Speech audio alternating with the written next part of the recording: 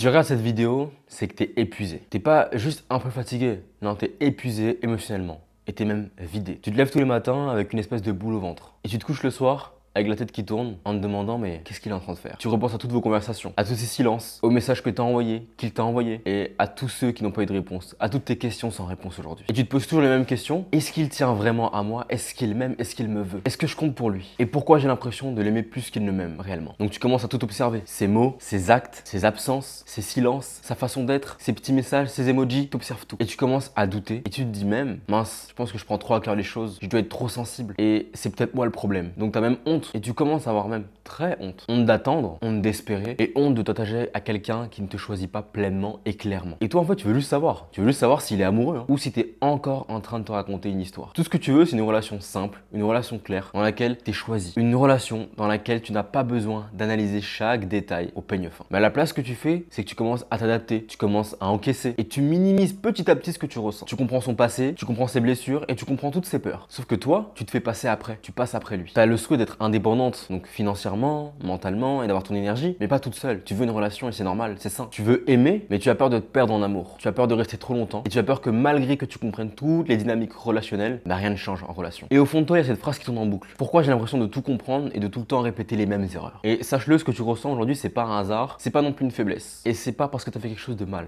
au contraire. Alors dans cette vidéo, on va toi et moi regarder les choses autrement et on va essayer de faire en sorte de comprendre comment savoir quand un homme est amoureux de toi. Comment savoir quand un homme t'aime vraiment. La première chose à comprendre, c'est que ces paroles ne suffisent pas à dire qu'il est amoureux de toi. Clairement pas. Il peut dire qu'il tient à toi, qu'il t'apprécie et qu'il aime vraiment être avec toi. Mais les mots, en fait, ça coûte rien. Les mots, ça vaut rien du tout. Il peut très bien dire des mots qu'il ne pense pas. Parce qu'un homme qui est amoureux, il parle pas. Non, au contraire, il agit. Et vaut mieux qu'il agisse plutôt qu'il parle. Parce qu'un homme qui est amoureux, t'as pas besoin de le deviner. Tu le verras directement. T'as pas besoin d'interpréter et t'as ni besoin de le relancer. Quand un homme est amoureux, il te montre que t'as une place claire dans son cœur.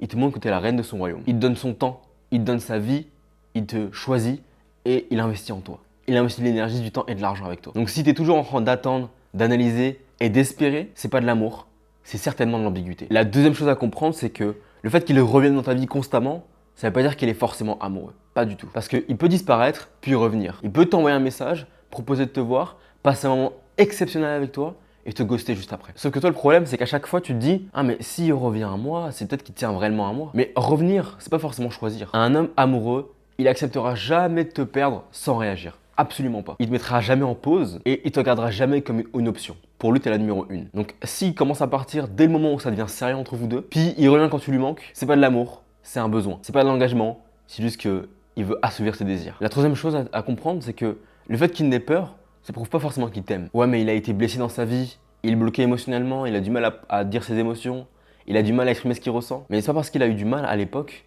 pas parce qu'il a déjà eu peur, que ça peut l'empêcher de t'aimer toi aujourd'hui. Un homme amoureux, il peut avoir peur, il peut avoir des blessures, il peut avoir des traumatismes, il peut avoir des schémas, mais il va quand même chercher à avancer avec toi. Il va quand même chercher à guérir à tes côtés. Donc s'il reste immobile, s'il te laisse dans le flou et s'il te laisse porter tout le poids de la relation et dans l'attente, c'est pas de l'amour, c'est juste qu'il est incapable de se positionner et donc il est incapable de passer au-delà de ses schémas. Et c'est pas à toi de l'éduquer par rapport à ça, et c'est pas à toi de le sauver non plus. La quatrième chose aussi à comprendre, c'est que c'est pas à toi de deviner s'il est amoureux ou pas. Pas du tout. Si aujourd'hui tu te poses autant de questions, sache-le, ce n'est pas pour rien. Un vrai amour qui est sain, c'est pas censé créer de la confusion constante. Au contraire, c'est censé créer de la sécurité permanente. Quand un homme il est amoureux, tu commences directement à te calmer. Tu respires plus lentement, tu dors mieux la nuit, t'es plus heureuse, t'es plus stable. C'est ça le vrai amour. Et t'es pas sans cesse en train de douter et sans arrêt en train de te poser des questions. Donc si aujourd'hui t'es toujours en alerte, c'est pas que t'es trop sensible, c'est qu'il y a un problème de communication, c'est qu'il y a un problème d'énergie. Il te rend certainement pas assez. Et enfin, la question que tu te poses c'est, mais alors, qu'est-ce qui montre vraiment qu'un homme est amoureux alors? Un homme qui est amoureux, il est cohérent entre ce qu'il dit et ce qu'il fait. C'est aussi simple que ça. Il te choisit sans jamais te laisser attendre. Il te fait pas porter la relation toute seule. Il porte la relation avec toi. Il avance avec toi. Et il te met pas en compétition avec qui que ce soit. Il te choisit pleinement et tu doutes jamais. T'as pas besoin de le convaincre. T'as pas besoin de t'adapter et t'as pas besoin de te taire. Tous tes besoins sont compris. Toutes tes émotions sont entendues et écoutées. Tu te sens à ta place. Tu te sens pas en trop. Et ça change tout. Donc l'amour, c'est pas du chaud-froid. L'amour, c'est pas une question d'intensité.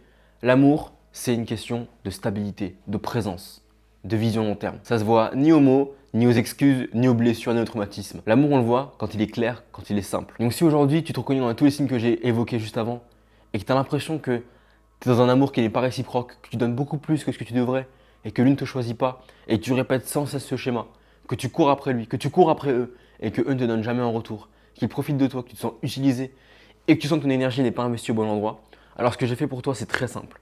J'ai ouvert chaque mois une dizaine de créneaux sur lesquels tu peux prendre avec moi un appel totalement offert, totalement gratuit, dans lequel on va décortiquer toute ta situation émotionnelle et relationnelle depuis le début de ta vie. Pourquoi il n'y a que 10 créneaux? Parce que je tiens à garder vraiment une qualité de réponse optimale pour toutes les femmes qui viennent me prendre un appel avec moi. Donc c'est très simple, si tu sens que tu aimerais passer au niveau supérieur de tes relations, changer les choses et devenir enfin le personnage principal de ta vie et de tes relations, enfin être la femme qui a le choix et changer ta vie relationnelle pour enfin bâtir avec un homme, construire un foyer, construire une famille et vivre ton conte de fées, prends directement l'appel en description avec moi.